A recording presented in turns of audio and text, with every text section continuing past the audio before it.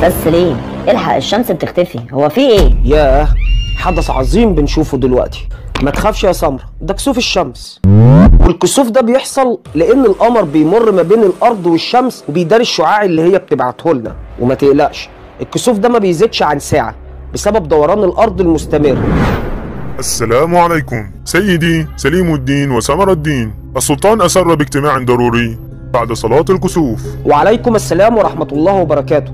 بلغ مولانا السلطان اننا مش هنتأخر عن الاجتماع. طب وتفتكر الاجتماع ده ليه؟ مش عارف الصراحة. هي صوفيا فين؟ في الحرام لك مع حريم السلطان. طيب ابعت لها انها تحضر معانا الاجتماع بعد صلاة الكسوف.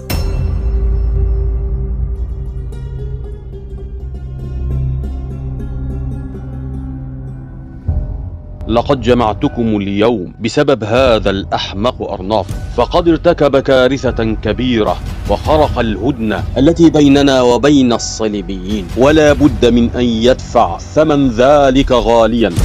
أليست تلك الهدنة التي عقدتها يا مولاي السلطان صلاح الدين منذ 6 سنوات مع بولدوين؟ نعم هي، ولقد عقدنا الهدنة سنة 1180 قبل حضوركم منذ سنوات. بعد إذن مولاي السلطان، هو ليه حضرتك عملت هدنة مع الصليبيين مع إن قوة الجيوش الإسلامية الكل بيحلف بيها؟ لأني أعلم أنه خلال تلك الفترة يا سمر الدين لن تزيد قوة الصليبيين كثيرا، بل على العكس ستضعف أكثر وأكثر بسبب الحرب الأهلية المشتعلة بين ريموند الثالث وغيدي لوزنيان. وقد قمنا خلال هذه الفترة بتنظيم دولتنا وترتيب أوضاعنا الداخلية، ووحدنا العالم الإسلامي تحت لواء الدولة الأيوبية. وأرناط ده خرق المعاهدة دي ازاي يا مولانا السلطان؟ لقد هاجم أرناط وقواته قافلة تجارية خرجت من القاهرة متجهة إلى دمشق، ودفعه جشعه لسلب أموالها ونهب بضائعها، وقال لهم قولوا لمحمد يخلصكم، وقام بقتل حراسها وأسر البعض الآخر، وزج بهم في حصن القرق.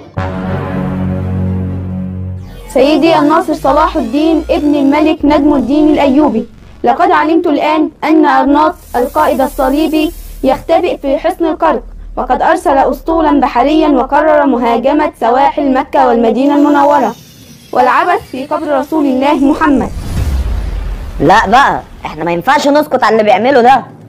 وبحق لا إله إلا الله محمد رسول الله لأقوم بقطع رأسك يا أرناط وأثأر لكرامة رسول الله صلى الله عليه وسلم. مولاي السلطان، أنا سوف أصدر أوامر عسكرية لقواتنا البحرية في مصر بسرعة التحرك من البحر الأحمر لميناء جدة وحماية السواحل الحجازية من هجوم القوات الصليبية. ونعم القرار يا سليم الدين، افعل ذلك فورا. سيدي أدركنا يا سيدي. هات ما عندك أيها الحارس. لقد قتل رسولنا الذي بعثناه إلى ملك القدس غيدي لوزنيان، ورفض إعادة أموال القافلة وإطلاق الأسرى، ورفض أيضا تسليم أرناط إلينا. هكذا إذن لك ما طلبت يا لوزنيان يا سليم الدين. أمر مولاي السلطان. أعلن النفير العام وقم باستنفار المسلمين للجهاد في كل العواصم الإسلامية، وأعدوا العدة وجهزوا كتائب المجاهدين. لقد دقت ساعة الخلاص وحان وقت تحرير بيت المقدس من براثن المشركين بعد أن رضخت تحت الاحتلال الصليبي أكثر من 85 عام. صوفيا، جهزي الجيوش واعلني حالة الحرب.